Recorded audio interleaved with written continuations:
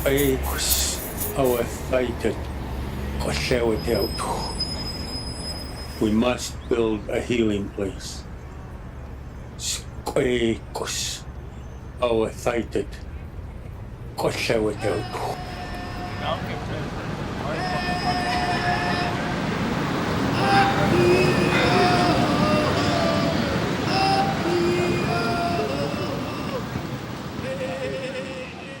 I got really interested in the idea of a First Nations Traditional Healing Center when I had started a homeless camp in Oppenheimer Park about a year ago.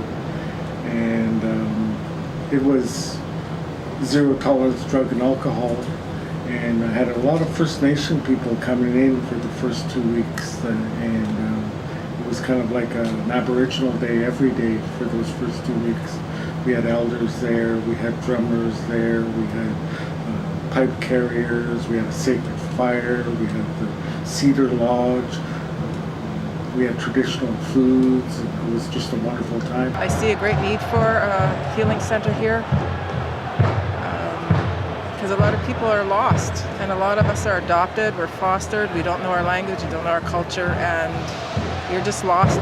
Our job as healers is to help people connect with their spirit, and then once that happens, then that recovery happens really gently, really fast. I think we're at a stage now where people need to kind of recognize, and most often do, recognize things like whose territory we're on, and why it's important, if you're going to learn any kind of language, maybe to start learning a little bit of the Coast Salish people's language.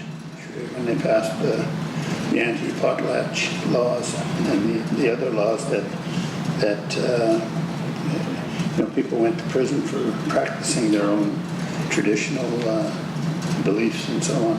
The teachings that people hold within themselves are so valuable, right? And so sometimes people say, oh well, our languages are being lost, our ceremonies are being lost, but they're not lost, they're being held. And so there just has to be a place for them to be brought forth.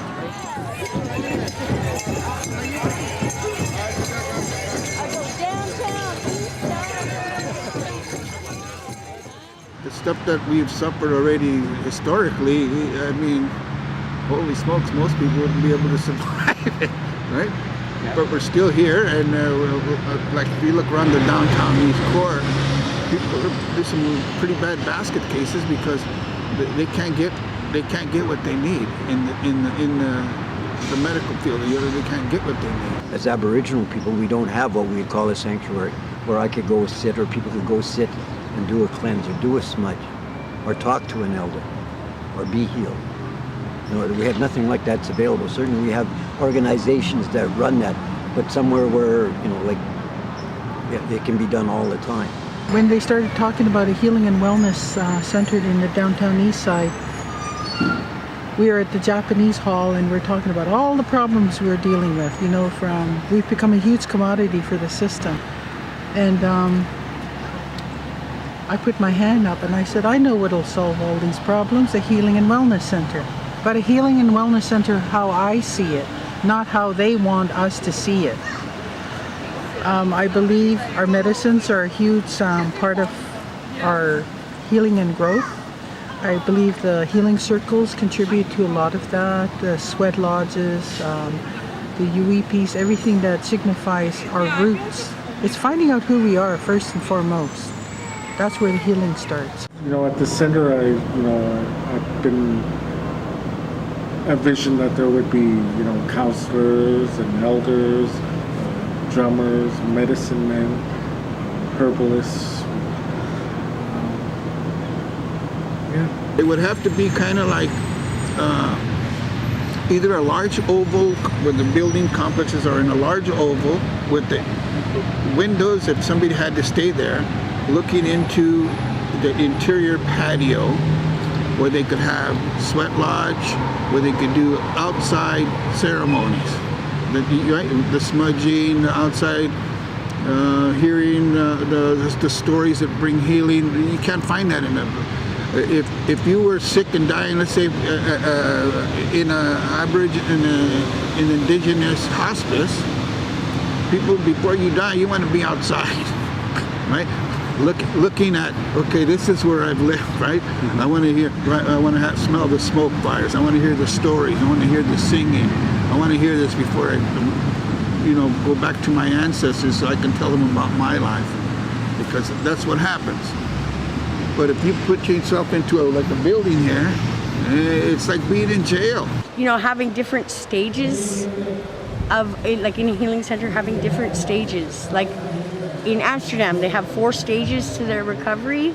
A healing center could have 4 stages where, okay, these are the people who are just like right here, and the people who get clean, then they can go here, and then they can help the people that are there. And I think the 4 directions, we need 4 stages for this healing center. I would like to see a building with a sanctuary on the first floor, and their harm reduction and anything else, regular medical doctors and all the self-help on the upper floors.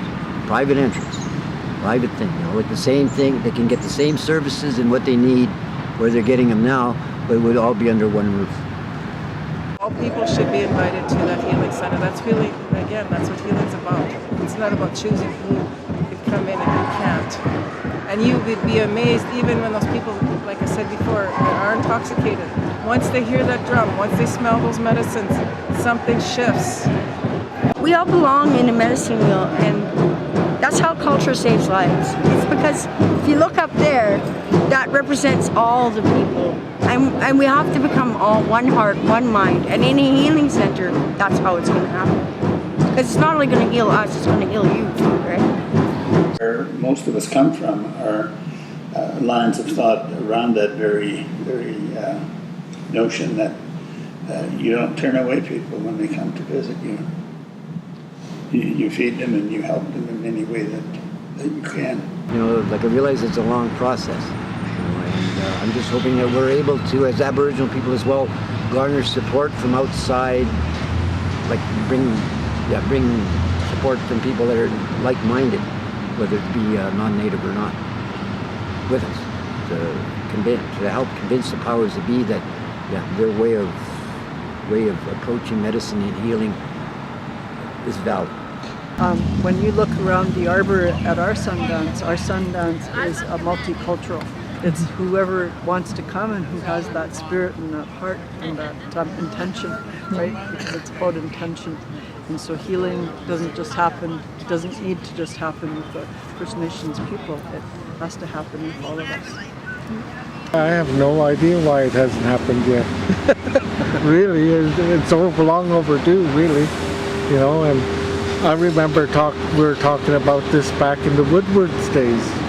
And here we are, we still don't have a healing center, and it's shameful because so many of our people are dying on the streets these days.